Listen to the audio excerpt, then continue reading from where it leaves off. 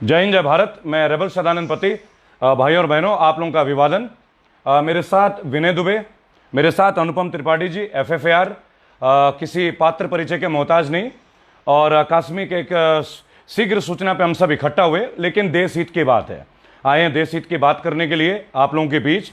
आप लोग जानते होंगे विनय जी अपना कैंपेन चलाते हैं मुंबई से काफ़ी लंबे टाइम से। बीच में जेल में भी रहे जब मजदूरों का आंदोलन स्टार्ट हुआ था महाराष्ट्र में। अपने स्तर पे काफ़ी सारा प्रयास वो करते रहते हैं और निरंतर उनकी एक कलेक्टिव अप्रोच रही है लोगों के बीच। FFAR में अनुपम जी के साथ मेरा साथ उन दिनों से है जब मैंने शुरुआत किया था। मैं भाई साहब को धन्यवाद दूंगा इस चीज़ के लिए। जब मैंने अपनी यह सफ़र तय किया था, शुरू की थी आप लोगों के बीच, तब से वो मेरे साथ जुड़े हुए हैं। आज पहली बार मैं मिल रहा हूँ तो मैंने कहा साझा मंच आप लोगों के बीच आते हैं।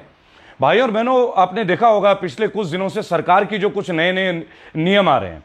आपने देखा किसानों के ऊपर लाठीचार्ज हो रही है हरियाणा में, और बहुत ही बुरी तरीके से उन्हें पीटा गया, बहुत ही बुरी तरीके से। आप ये समझें कि किसानों के लिए एक नया फ्रेम आया है कि अब मंडी, जो सरकारी मंडी, उसके अलावा भी गवर्नमेंट बेच सकती है फसलों को, पहली बात। दूसरा, जमाखोरी कर सकती है, कोई भी एजेंसी कलेक्टिव फसल को अपने पास रख सकता है, जिसके लिए लाल बहादुर शास्त्री, नेहरू जी, सुभाष चंद्र बोस, भगत सिंह हमेशा लड़ते थे कि जमाखोरी ना हो।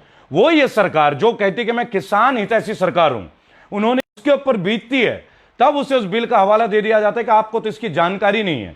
ये ठीक वैसे ही है जैसे कोई इंश्योरेंस पॉलिसी में आप फॉर्म साइन कर देते हैं और जब आप क्लेम लेने जाते हो तब पता चलता है कि भाई साहब आपने पढ़ा नहीं थे, तो आपकी गलती है।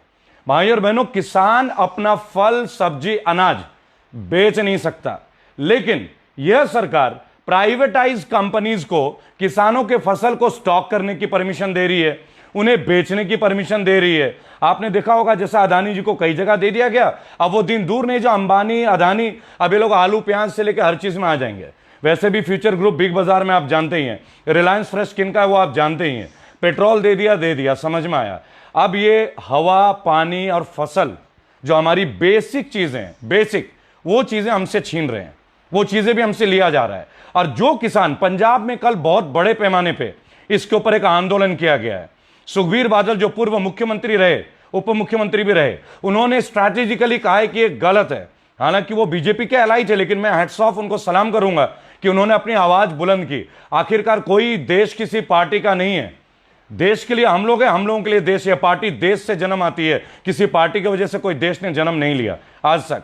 इन्होंने एयरलाइंस प्राइवेटाइज कर दिया, तेल प्राइवेटाइज कर दिया, चाय के बागान प्राइवेटाइज कर दिया, रेलवे स्टेशन प्राइवेटाइज कर दिया। बहुत जल्दी आप जो पानी पी रहे हैं अब वो प्राइवेटाइज होने वाला है। मैं आपको बता दूं, ये सीढ़ी चल रही है धीरे धीरे। कोरोना के नाम पे ID 2020 एक वैक्सीन, उसको भी ये प्राइवेटाइज करने वाले हैं। आप देखिए मतलब क्या स्तर चल रहा है। और देखिए जो यूथ टीम है मेरे साथ, देश के जो करोड़ों लोग हैं, सभी युवा है यहां पे, और मुझे लगता है युवा बहुत जल्दी बेरोजगारी नहीं, बुजुर्ग भी हो जाएगा। क्योंकि डिग्री लिए हुए जब 5 साल हो जाते हैं तो 5 साल बाद अगर उसे नौकरी ना मिले तो कहीं ना कहीं उसे कुछ ना कुछ करना है। अगर उसे सही जगह नहीं मिली, वो क्राइम के रास्ते आता है, फिर आप उन्हें बंद करते हो, उन्हें बड़ा क्रिमिनल करते हो, उनका इनकाउंटर करते हो। गवर्नमेंट की ऐसी ऐसी पॉलिसी आई, अभी संविदा आई, एक नया रूल कि आप 50 साल के बाद सरकारी मुलाजिमों को हटा दोगे। पुलिस के लिए भी, तो जो भी पुलिस वाले आज जनता पे डंडा बरसा रहे हैं, कृपया डंडा बरसाने बंद कर दीजिए। आपके ऊपर नेताओं का डंडा आने वाला है। जो लड़ाई मैं, विनय जी या त्रिपाठी जी आज लड़ रहे हैं, वो लड़ाई अब आपकी भी लड़ाई बनेगी। आप देखिए, सेंट्रल पैरामिलिट्री फोर्सेस के पेंशन बंद कर दिया गया। नाम बता रहा हूं, CISF, BSF, border security force जिसको BSF बोलते हैं, ITBP, CRPF, ये जितने हैं, इंडो टिबेटियन बॉर्डर पुलिस, सबका पेंशन बंद है। और अब ये पुलिस का भी बंद है, आप जानते हैं गवर्नमेंट टीचर्स का भी बंद है। अब ये 50 साल के बाद इसको भी एंड कर रहे हैं। यानी जो व्यक्ति 50 साल का हो जाए, 55 साल का हो जाए, उसके बाद वो कोई काम का नहीं। आप मुझे बताएं, जो फोर्स में इतने साल काम करेंगे विनय भाई, उसके बाद उनके लिए क्या बचेगा? कुछ ऑप्शन है उसके पास क्या? त्रिपाठी जी, आप तो खुद एक लॉयर हैं, आप अच्छे प्रोफेशन में, आप इतने लोगों से मिलते हैं। 10 साल की प्रोडक्टिव लाइफ होती है, 50 to 60, they are retiring them at 50। 10 साल वो उसके गए, क्या जी। देखिए सर ने एक बात बोला कि 10 साल जी जॉबलेसनेस होगी जी, 10 साल की प्रोडक्टिव लाइफ है इन लोगों की, जो 50 से 60 का जो पीरियड है, और आपने उसी दौरान उनसे नौकरी छीन ली। जिस व्यक्ति ने 50 साल तक कोई काम किया, लगभग 25 साल में सिलेक्शन, 25 साल भी काम नहीं किया, आप उसे घर में बैठा दे रहे हो, नए सोर्स ऑफ इनकम क्या रहेगा? वो अपने बाल बच्चों को रिटायरमेंट के लिए तो छोड़िए, अपने बच्चों के फाउंडेशन के लिए क्या करेगा? 50 की उम्र में जॉब भी नहीं मिलती है प्राइवेट जी। सेक्टर में, ठीक है जी। और ये भी समझिए 50 से 60 के पीरियड में वो बहुत विजडम गेन कर लेता है, एक्सपीरियंस गेन कर लेता है, वो एक्सपीरियंस यूज हो सकता है जी। देश के लिए। जी। आपने वो सारा बर्बाद कर दिया। जबकि आप देखिए नेताओं की रिटायरमेंट की कोई एज नहीं है, कोई भी एमपी एमएलए का रिटायरमेंट का कोई एज नहीं है विनय जी। वो 75 में जाके एमपी नहीं, सीएम पीएम सब बन जाएंगे। आप लोगों ने शिकायत किया था बीजेपी वालों ने कि मनमोहन सिंह जो वो साइलेंट प्राइम मिनिस्टर है, आप समझिएगा स्टेटमेंट का। अनुपम खेर जी ने उनका बकायदा बहुत प्रॉपर एक्टिंग किया है। अनुपम खेर जी तैयार हो जाइए, अब आपको मोदी जी की एक्टिंग करनी है, क्योंकि आप तो वहां से भी कमा रहे हैं, आप तो यहां से भी कमा रहे हैं, हम लोग कहां जाएं? पहला, उत्तर प्रदेश गवर्नमेंट ने, अब मैं रिलेट करूंगा विनय जी के साथ एक इंसिडेंट का, आप सोचिएगा। हम लोग अपने बच्चों को बोलते हैं यूपीएससी की तैयारी कीजिए, आईएएस बनिए, आईपीएस बनिए, आईएफएस बनिए, सो दैट आप अपने फैमिली का, गांव का, अपने खानदान का नाम रोशन करें। भाई साहब अभी गए थे संजीव भट्ट से मिलने के लिए, आप गए थे विनय जी? और इनके साथ पुलिस की पूरी टीम 500 किलोमीटर तक आई, गुजरात पुलिस की टीम, इन्हें उस गुजरात के बॉर्डर से बाहर करने में। ऐसे ही था विनय जी? और ऐसा क्यों हुआ और क्या है, थोड़ा आप शेयर कीजिए एक बार प्लीज। बस इतना सा गुनाह था मेरा कि मैं आईपीएस संजीव भट्ट के परिवार से मिलने चला गया जी। उनकी पत्नी से मिला, और मिलने के बाद जैसे हम होटल आए, रात को सोए, सुबह की पूरी जो प्रशासन थी वो एक्टिवेट हो गई जी। अचानक से 15-16 अधिकारी आ जाते हैं, 2 घंटे तक इंट्रोगेशन होता है, क्यों आए हैं, क्या कारण है, किसने बुलाया है, क्या कारण है, सारी चीज़ें। जी। उसके बाद फोर्सफुली मुझे एकदम बोलते हैं ना कि फोर्सफुली मुझे 7 गाड़ी के आगे पीछे 3 गाड़ियाँ लगा के मुझे गुजरात बॉर्डर तक, जहाँ से महाराष्ट्र शुरू नहीं होता, वहाँ तक उन्होंने छोड़ा है। और उनको एक डर था कि अगर बीच में कहीं छोड़ देंगे तो और कहीं किसी से मुलाकात होगी। तो एक चीज़ समझना था मुझे कि जी। एक विनय दुबे के सिर्फ संजीव भट्ट के घर जाने से प्रशासन इतना एक्टिवेट हो जाता जी। है, तो उनके परिवार, उनकी पत्नी का क्या हालत होता होगा। पिछले कितने ही सालों से वो ये लड़ाई लड़ रहे हैं। आप ये देखिए, एक आईपीएस का परिवार, संजीव भट्ट का पूरा परिवार 2 साल से आज सदमे में। उससे पहले भी उन्हें कई तरह का प्रताड़ित किया गया, इनडायरेक्ट, डायरेक्ट, कभी ट्रांसफर, कभी इंक्वायरी में बैठा देना, लेकिन वो एक वीर पुरुष है, एक साहसी व्यक्ति है और भारतीय है, एक सच्चे भारतीय। उनका केवल एक दोष था कि उन्होंने गुजरात में कई जगह दंगे रुकवाए थे। आप गूगल पे देखें, आपको सारी जानकारी मिलेगी, और ये सर्टिफाइड है, ये डॉक्यूमेंट्स जो हैं सर्टिफाइड डॉक्यूमेंट्स हैं। विनय जी उनसे मिलने जाते हैं, आप उनसे मिलने जाएं, त्रिपाठी जी उनसे मिलने जाएं, या मैं मिलने जाऊं, तो हमारे साथ वही होगा। 7 गाड़ी इनको 500 किलोमीटर दूर ड्रॉप करने जाती है, जबकि इनके पास खुद की गाड़ी थी। लेकिन जो मजदूर रोड पे मर रहे हैं, जो भूखे मर रहे हैं, जो कोटा में हमारे बच्चे फंसे हुए थे कोरोना काल में, स्टूडेंट्स जो इंजीनियरिंग के लिए जाते हैं, फिटजी के लिए जाते हैं, आईआईटी के लिए जाते हैं, आप समझिए, उनके लिए सरकार के पास बसें, कोई ट्रांसपोर्टेशन नहीं थी, कुछ भी नहीं था। आप ये सोचिए। लेकिन इन्हीं के एमएलए एमपीज के लिए राजस्थान में, मध्य प्रदेश में ये लोग अपना 5 स्टार फैसिलिटी अरेंज कर रहे थे।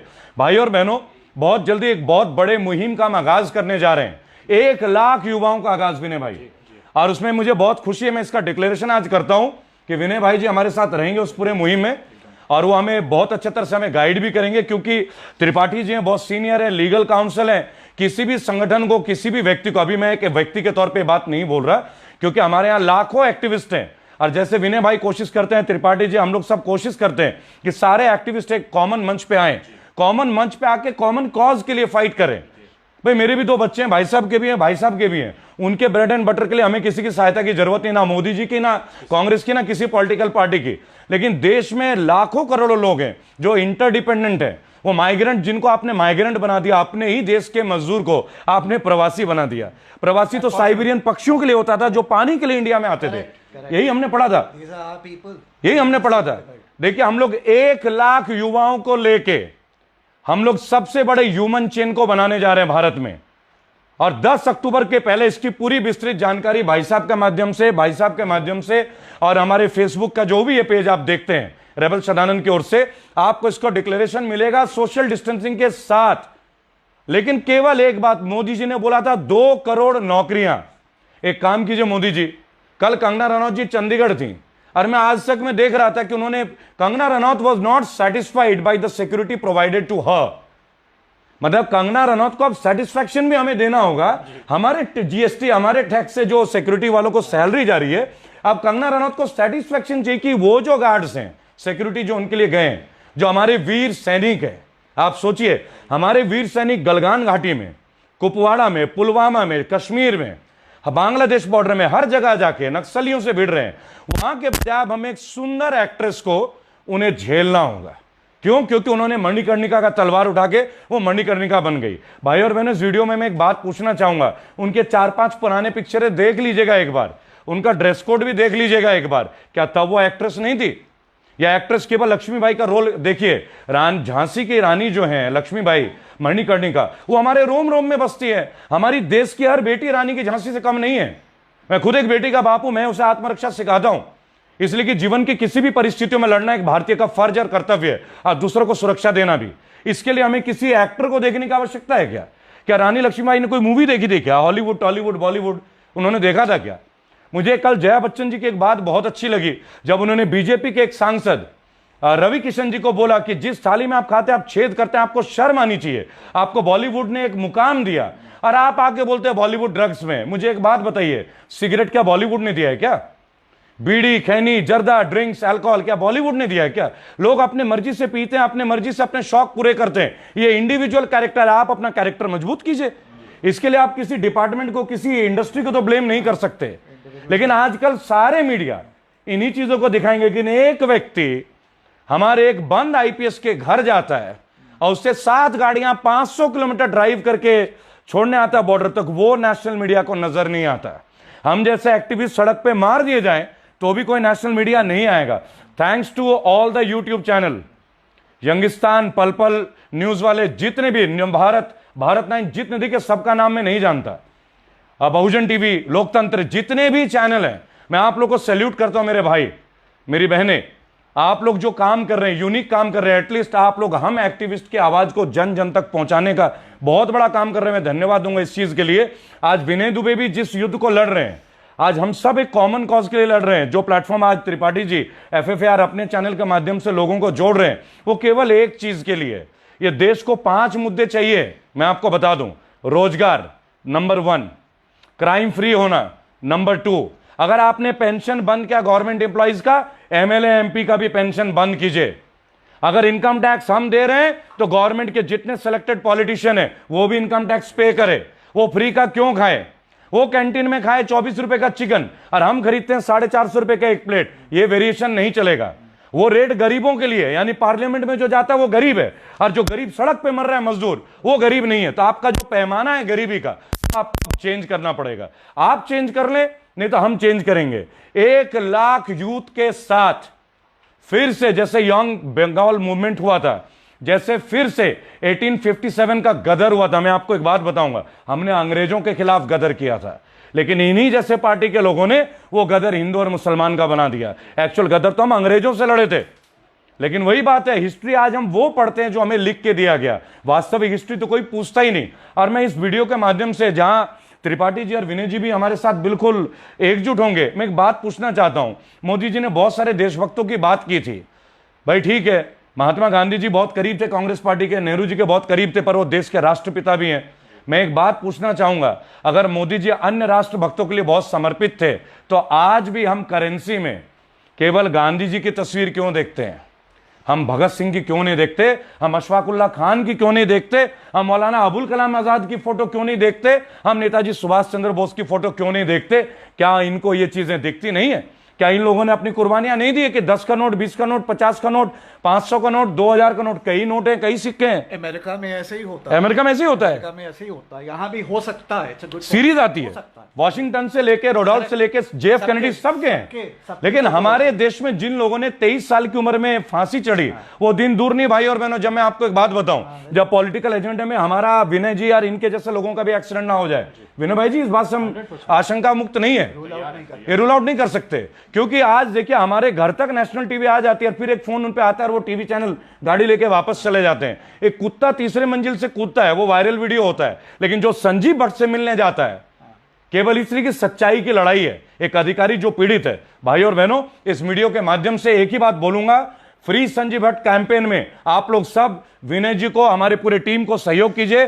त्रिपाठी जी ने अपने मन से जो भी किया, सबको एकजुट किया। देखिए, मुंबई से पुणे, दिल्ली, ये लोग किस तरीके से आ रहे हैं, क्यों आ रहे हैं, आप इस बात को समझिए। जय हिंद, जय भारत। फिनिश कर